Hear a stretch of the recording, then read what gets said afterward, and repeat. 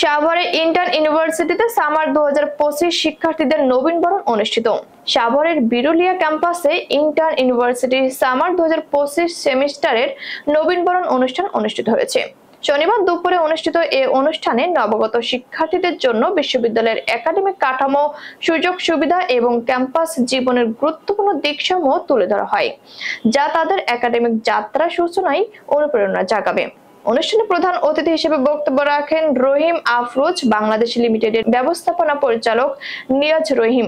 বিশেষ অতিথি হিসেবে উপস্থিত ছিলেন ইন্টার্ন ইউনিভার্সিটির বোর্ড অব ট্রাস্টিজের চেয়ারম্যান মনিরুজ্জামান মোল্লা এবং সাবেক চেয়ারম্যান ইঞ্জিনিয়ার খন্দকার মেজবা উদ্দিন আহমেদ।